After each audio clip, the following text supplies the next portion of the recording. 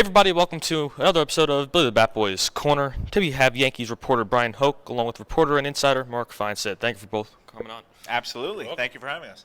All right, now when did you get the idea to co-author Mission 27?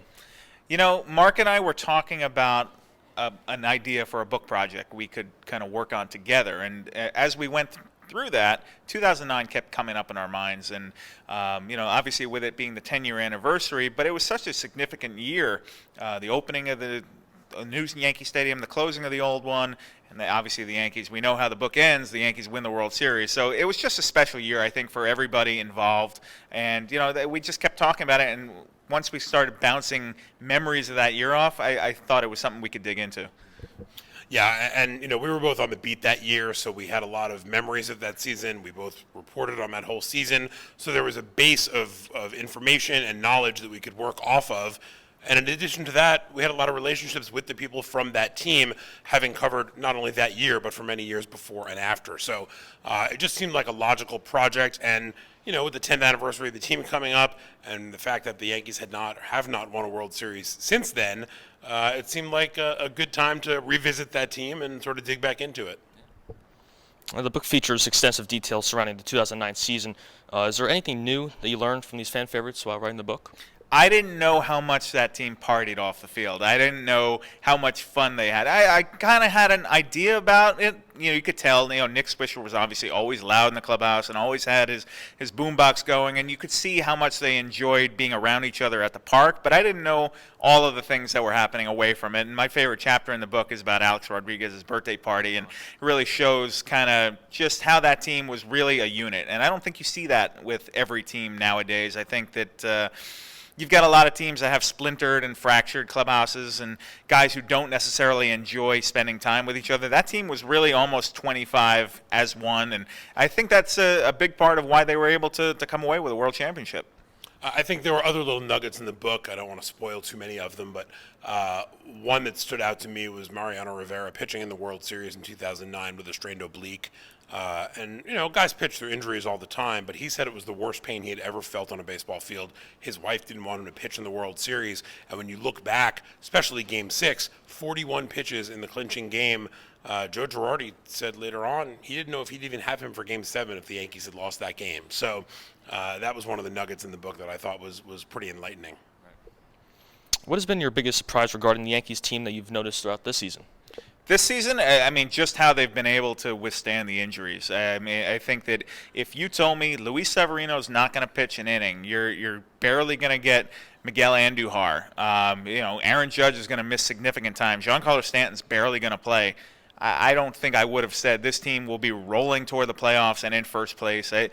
Just that next man up mentality, I don't know where it comes from exactly, but they really have embraced it. And it seems like no matter who it is, if it's a Gio or Shella or, DJ LeMahieu has been fantastic. I didn't know how good of a player he was. I think there's been a lot of fun storylines around this team to cover, but I think the bottom line is this season could have gone wrong in April. It did not, and they're off and rolling because of it.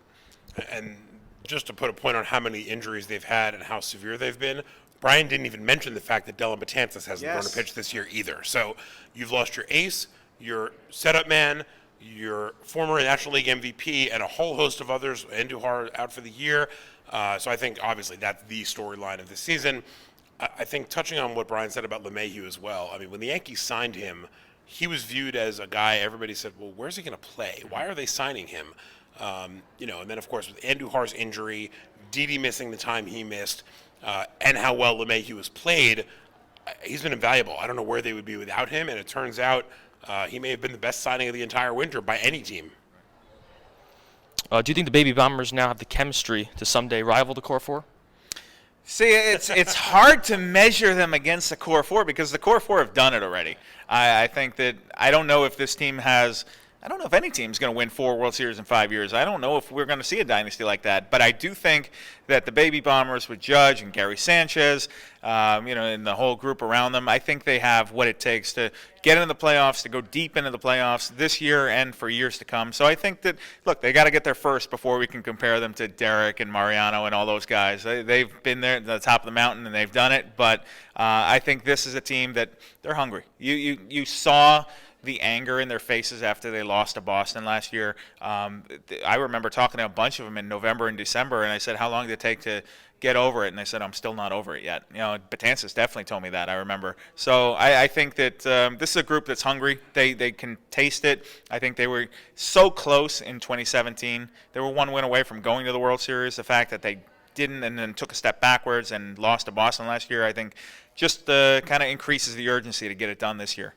Yeah, it's hard to compare any group to the core four just for the simple fact of you're talking about now saying, well, are they going to have 2 Hall of Famers and 2 borderline Hall of Famers out of 4 guys?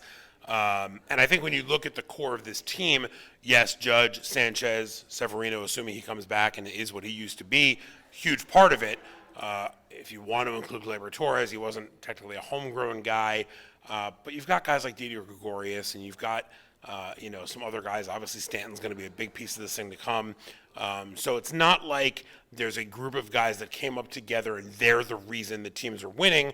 Obviously, the core 4, for the first 4 anyway, had Paul O'Neill and Bernie Williams and Tino Martinez and David Cohn, et cetera. And even in their 5th one, they had CC Sabathia and Mark Teixeira and some other pretty good players with them.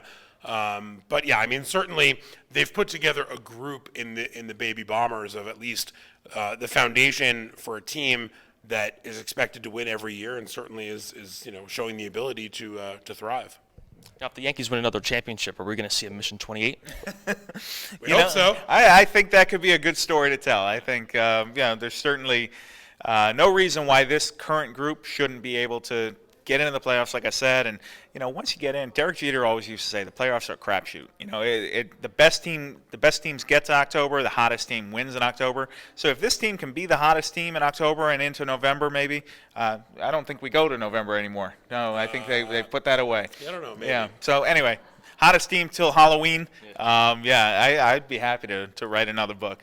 If not, maybe we'll go backwards. Maybe we'll go Mission 26 and write about 2000 or something like that. 2000 World Series. Look, this team has everything that you need. I think you're going to see more players arrive via the trade deadline.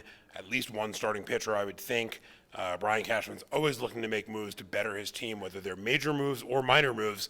Think about a year ago, he made a very small trade at the deadline that nobody paid any attention to. His name was Luke Voigt. That's worked out pretty well for them. So, if he makes a minor move on July 31st this year, people may look at it and pay a little more attention to it. Now, what advice would you give to aspiring writers?